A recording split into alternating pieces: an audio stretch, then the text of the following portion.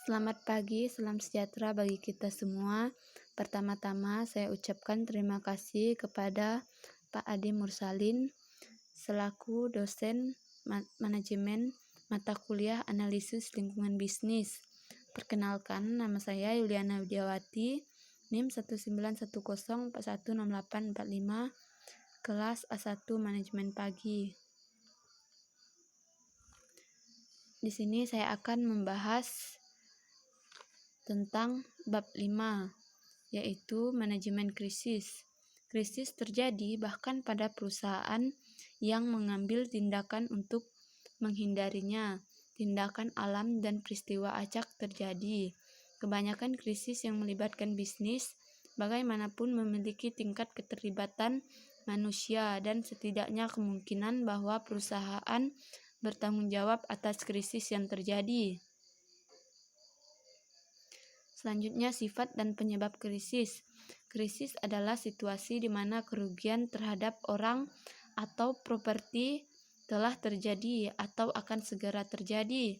Krisis biasanya tidak terduga, dapat meningkat dengan cepat dan dapat merusak kinerja operasi perusahaan, reputasinya, dan kredibilitas manajemen. Selanjutnya, pola dari pengembangan krisis.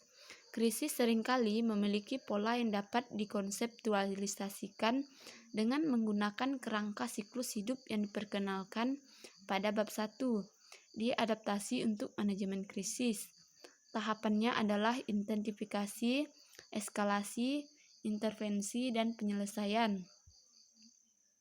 Selanjutnya, komponen dari program manajemen krisis. Manajemen krisis memiliki 5 komponen. Yang pertama, penghindaran, kesiapan, analisis akar penyebab, respon, dan resolusi. Di sini yang pertama, penghindaran.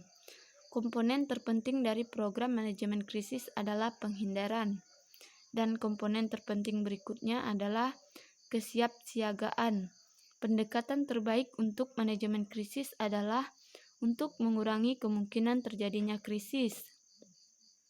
Dan prekursor penting untuk melakukannya adalah penilaian risiko internal dan eksposur perusahaan di lingkungan non-pasarnya. Salah satu aspek dari strategi penghindaran adalah audit. Satu jenis audit berfokus pada risiko, dan penyebabnya ini juga merupakan langkah awal dalam mengembangkan langkah-langkah untuk mengurangi risiko yang dapat merusak kinerja perusahaan. Yang kedua, kesiapan. Kesiapan, bagian penting dari kesiapan adalah pengorganisasian perusahaan yang rentan terhadap krisis, membutuhkan tim manajemen krisis yang dapat dimobilisasikan dengan cepat dan secara substantif, dapat mengatasi akar penyebab krisis. Exxon dipersiapkan untuk satu dimensi dari krisis, tumpahan minyak. Exxon memiliki rencana pembersihan, namun itu tidak siap untuk komponen publik dan krisis, yaitu mengungkapkan penyesalan, memikul tanggung jawab atas kejadian tersebut, berinteraksi dengan penduduk setempat, dan berurusan dengan media dan pemerintah. Yang ketiga, analisis akar penyebab. Langkah pertama dalam mengembangkan tanggapan yang efektif adalah menganalisa krisis ini. Jelas bagi banyak perusahaan. Langkah kedua adalah analisa akar penyebab yang bertujuan untuk mengidentifikasi penyebab krisis ini, memberikan dasar untuk penyelesaian krisis saat ini, menghindari krisis di masa depan, dan kesiapsiagaan menghadapi krisis yang terjadi. Yang keempat, tanggapan atau respon. Respon mencakup tindakan untuk menyelesaikan krisis, menangani akar penyebabnya, dan berkomunikasi dengan pemangku kepentingan publik dan pemerintah. Tindakan yang tepat bergantungan pada akar penyebab dan situasi spesifik. Komunikasi efektif dan tidak efektif.